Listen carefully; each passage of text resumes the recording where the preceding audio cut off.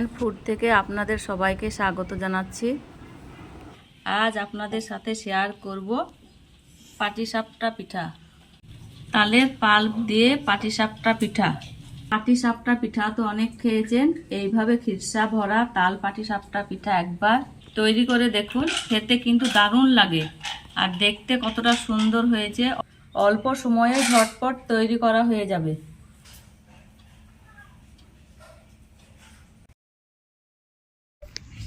চলুন দেখে নিই ব্যাটারটা কিভাবে বানাই। এই বাটির মাপে 3 বাটি ময়দা নেব।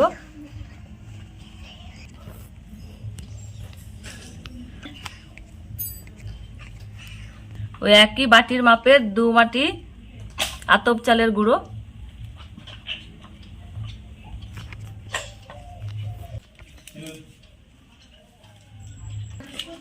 স্বাদ মতো লবণ, অল্প অল্প দুধ দিয়ে ব্যাটারটা তৈরি করে নেব।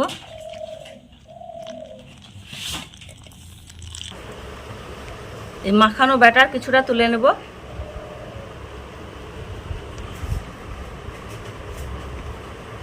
পাতলা করে মেখে নেব।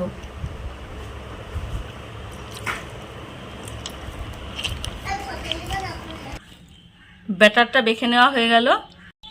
ব্যাটার খুব পাতলাও হবে না, ঘনও হবে না, চামচের ওপরে এইভাবে লেগে থাকবে।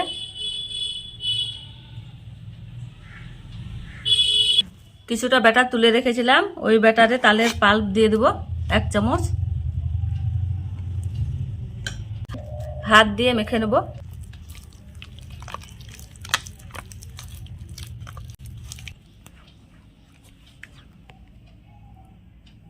ব্যাটারটা গোলা হয়ে গেছে।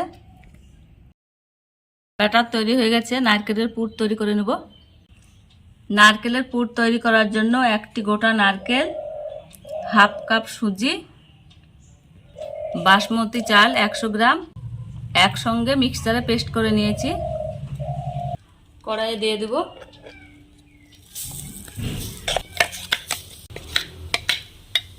এক বাটি চিনি,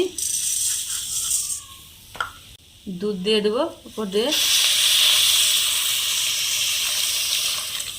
1 চামচ তালের পাল্প দিয়ে দেব।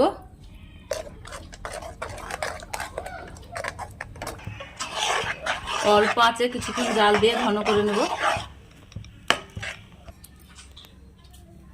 সুন্দর গন্ধ আসার জন্য 2টো এলাচ গুঁড়ো দিয়ে দেব। 1 প্যাকেট দুধ দিয়ে দেব উপর দিয়ে।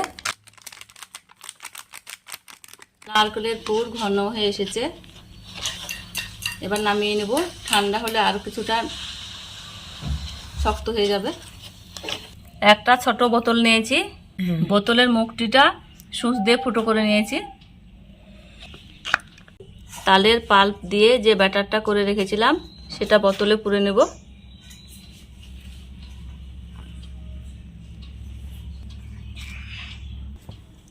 ফ্রাই প্যান চাপিয়ে দিয়েছি, তেল ব্রাশ করে নেব। তালের ব্যাটারটা দিয়ে দেব।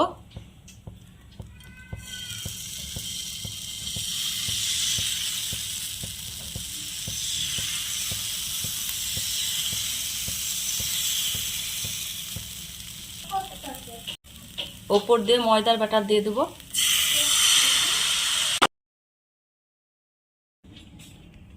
কিছুক্ষণ ঢেকে রাখবো। নারকেলের পুরটা দিয়ে দেব। উল্টিয়ে নেবো আস্তে আস্তে। হয়ে গেছে একটা।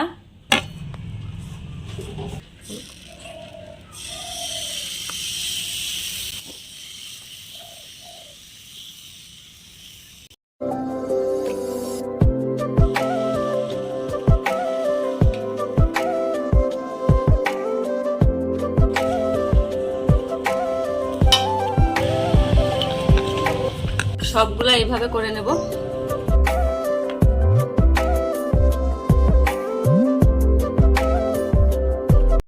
সবগুলো করা হয়ে গেল। দেখুন কত সুন্দর হয়েছে। তালের পাল্প দিয়ে যে এত সুন্দর ডিজাইন করা হবে ভাবতেই পারা যায়নি। দেখুন কত সুন্দর হয়েছে, কালারটাও কত সুন্দর এসেছে তালের পাল্প দিয়ে। ভালো লাগলে পাশে থাকবেন, লাইক শেয়ার কমেন্ট করে দিবেন।